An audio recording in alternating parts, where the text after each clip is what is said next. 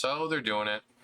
And I think I talked about this I mean, I shouldn't say not too long ago, but I did talk about this.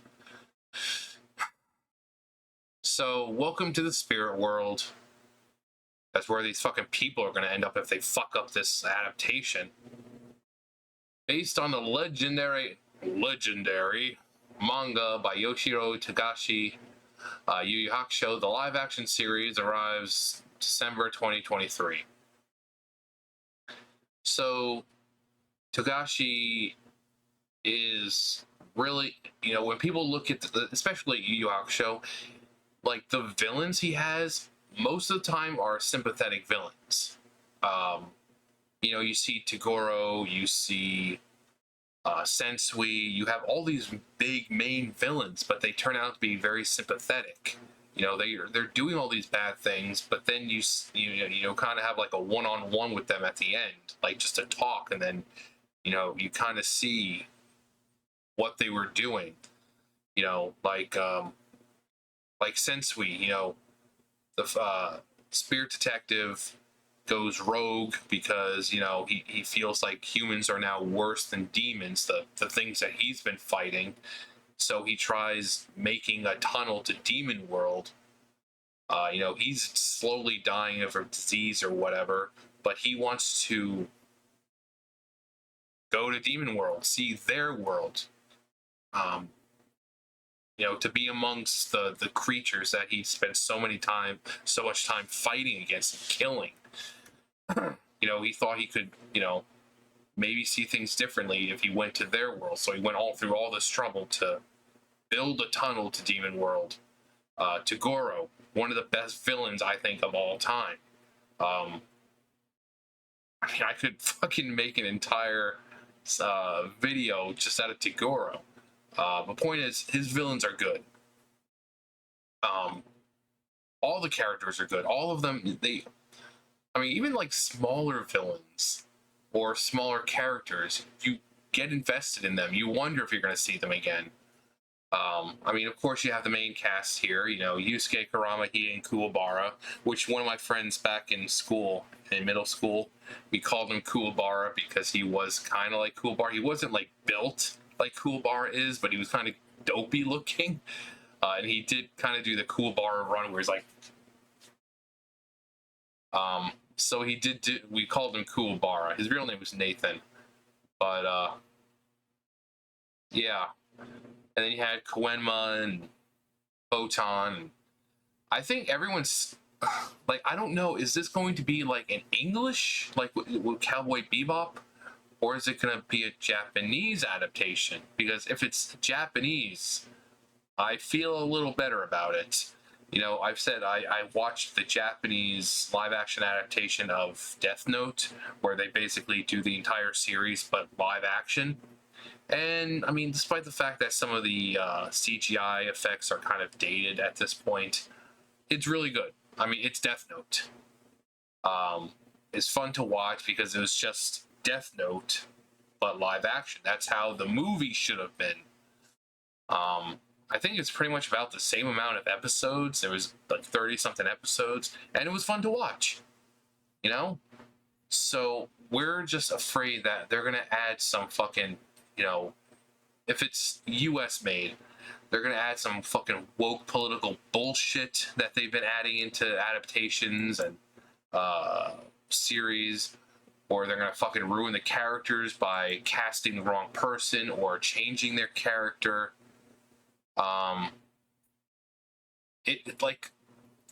Like taking Kurama, who is very calm, cool-headed. Even in battle, he is extremely calculating. That's like making him a complete fucking wild card where you don't know what he's going to do and he just acts out and lashes out. That'd be so out of character for him. He's the cool-headed one.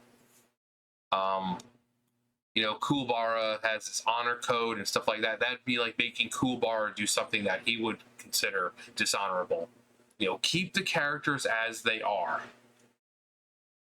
Do not fuck with the characters. Genkai. Just thinking of Genkai. How snarky she is, calling Yusuke a dimwit, constantly insulting him whenever he does something wrong.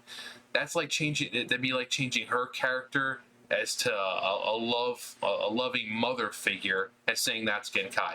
Genkai is not a loving mother figure. She does love Yusuke in a sense, like a grandson, but it's not the typical love that you would think from a loving mother figure, you know. So do not make her like this nice and quiet saint-like character. No, she's snarky, she's sarcastic, she has a bad temper, she has a foul mouth sometimes. Do not change your character. Like, or Botan, keep her as Botan. Don't change your hair color. Keep her as a quirky, funny, sometimes serious when she needs to be type character. But so it may be the rare series about teenagers where casting adults would fit the characters better. I simply refuse to believe that Kuwabara is 14, and they are. Yusuke is 14, Kuwabara is 14, Kurama is technically, well, he's a centuries old fox spirit or demon, and then when he was wounded, he kind of put his energy and his spirit into a pregnant woman. So Kurama, as we see him, his human form is a teenager. And Hiei, I don't think really ever think they've said Hiei's age, but I'm sure he's not fairly young. But oh no, what's this one then? That makes me chuckle. The Rock is younger Toguro, and then we have elder Toguro right there. Yeah, Togoro's team would be interesting because they're all well, apart from elder Toguro there, who sits on younger Togoro's arm and back. Like, they're all huge. Like Bui, he's like fucking 8 feet tall, and same thing with Toguro. He's this massive hulk of a guy, and Karsu is actually pretty tall. He's pretty lanky, but he's really fucking tall. What about One Piece? Would you want a fucking live action One Piece? I certainly wouldn't. Time to be willfully scared by whoever they'll cast it for Hiei and Kurama. Yeah. Yeah.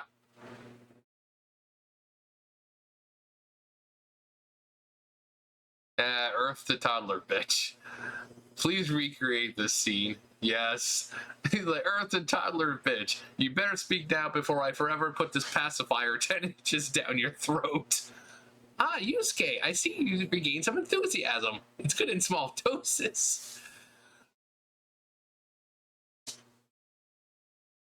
Yeah, but like Kurama, how I feel right now. The world will know pain. Yeah, so we've got Koenma, and also the ogres.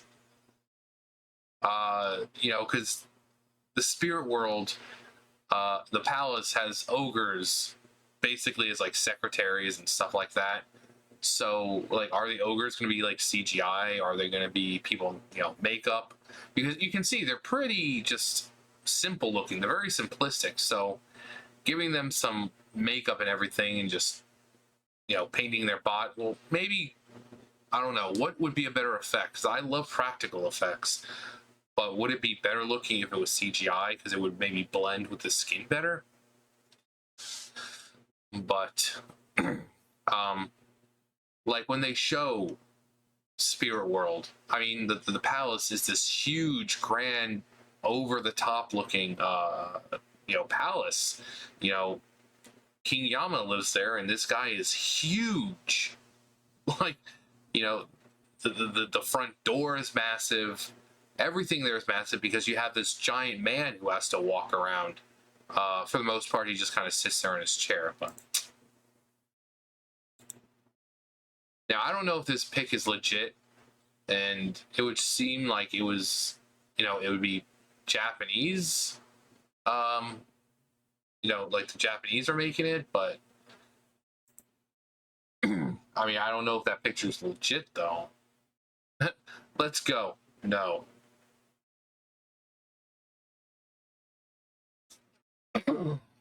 Considering Cowboy Bebop doesn't have an all-Asian cast, I'm guessing there is room in the cast for other POC too. Like, I'm black, but I'm an anime stan, Netflix. How do I audition for this? Well, unlike Cowboy Bebop, Yu Yu Hakusho doesn't really have a whole lot of black characters. There are some darker skinned ones like Chu, who is more tan than anything, but not a whole lot of black characters, mainly because it takes place in Japan. And the anime came out in the 90s, so not a lot of black people get representation when that area was not exactly diverse in that moment in time.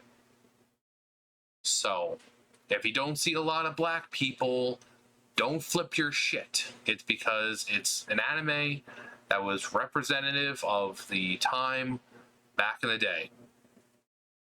There's really not a lot of black characters. You're a Meshi. 2 years. Yeah. Fucking Rayquaza. Freedom of speech is cool, but shut the fuck up. It's actually pretty cool looking.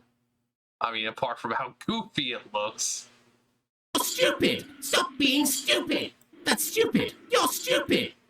Stop being stupid! Some good old R&R. You can't keep getting away with that! Exactly. Chris Pratt is Kuwabara. That would piss people off. I don't mind. Actually, I think Chris Pratt could pull it off as Kuwabara.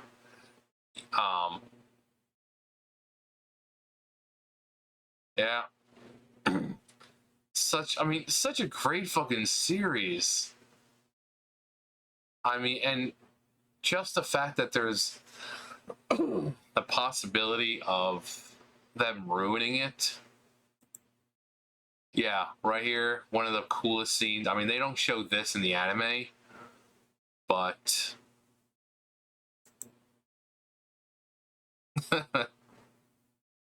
oh yeah, I think this is the scene where Yusuke realizes that one of the dudes that's sitting in the cafe with him has horns.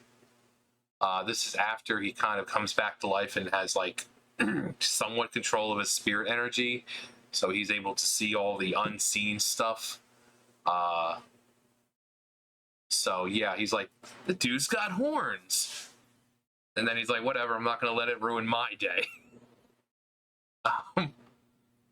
Truly a man of morals. Please, no more.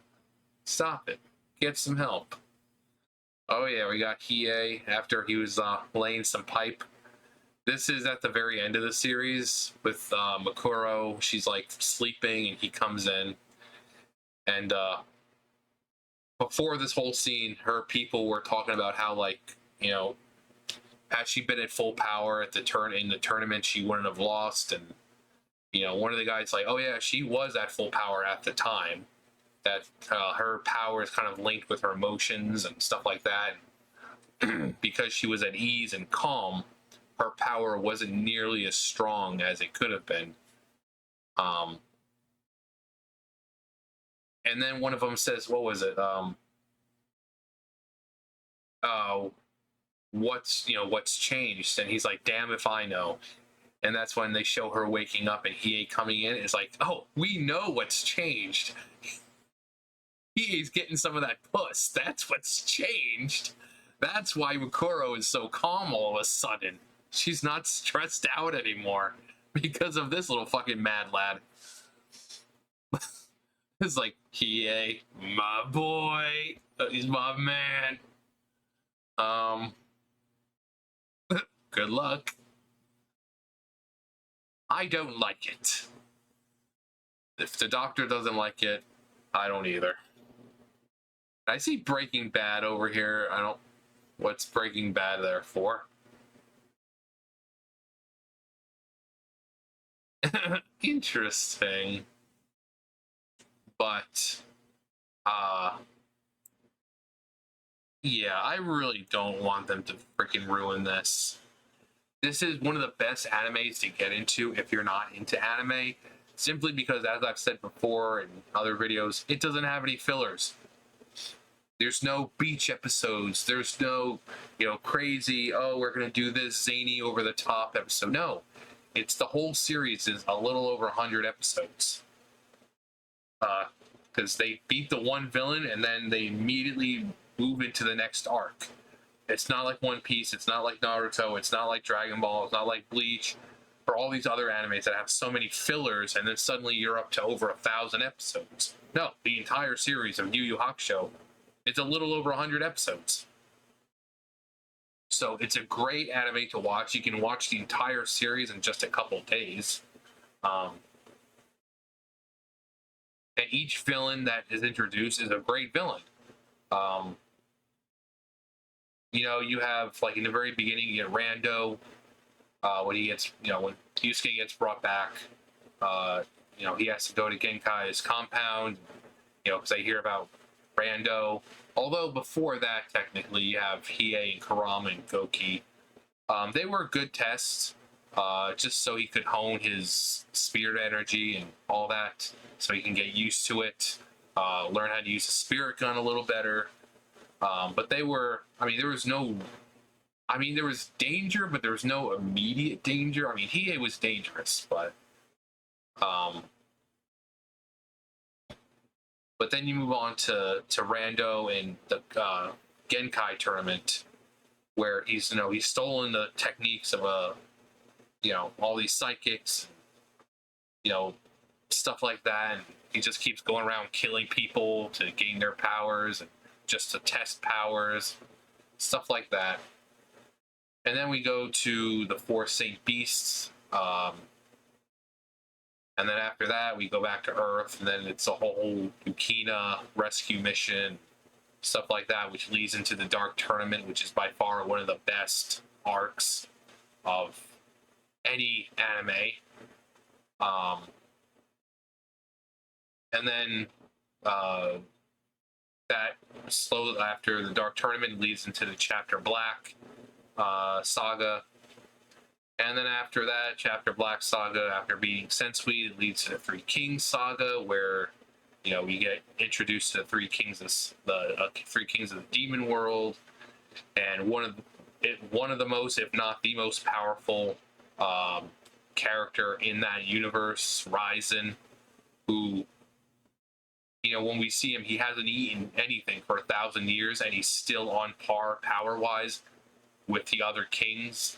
And, like, this dude was so fucking powerful that the other kings, Makuro and Yomi, had to wait for this dude to die before they could make their move, because the dude was so fucking powerful that even when he's dying, you can't really... the dude was that powerful, and had he eaten like he was supposed to, because he had his diet of humans, that's how he ate. So for 1,000 years, he didn't eat humans, so he just deteriorated. But had he eaten humans for that 1,000 years, he is by far the strongest character in the show. There's nothing that would compare to this guy. He would body, most likely, spirit world, demon world, and human world, everything there, just at one fucking time. This dude could probably just wipe everything out. So he was a really cool character. And then, the Three Kings saga, we get the tournament, and then we get this really nice little last episode. But yeah, I'm worried. I don't need my favorite characters being changed. I don't need the setting being changed. Keep it in Japan. You don't need a Death Note thing like, oh, it's take place in America now. I don't need, like I said, Genkai becoming like this motherly figure, like, oh, don't worry, Yusuke, you're such a good boy, I love you, just work hard. No, I want her being her snarky, sarcastic, foul-mouthed little self, no changes. Now, voice-wise, whoever plays like say Kuwabara, I mean, because you know Ku in the the show, very raspy. So I don't expect someone to just talk like that the entire time because that would be really painful to do. But make them look like the characters, make them act like the characters. Don't change them because, like I said, we're gonna have a lot of pissed off fans if they do that. Anyways, what do you guys think of Yu Yu Hakusho? When did you guys start watching it if you did watch it? What's your favorite episode? Who's your favorite character? Who's your favorite villain and why? Or whatever else you can think about Yu Yu Hakusho. Let me know below. Thumbs up, thumbs down. You guys know the drill. I'll see you guys next time. Bye, guys.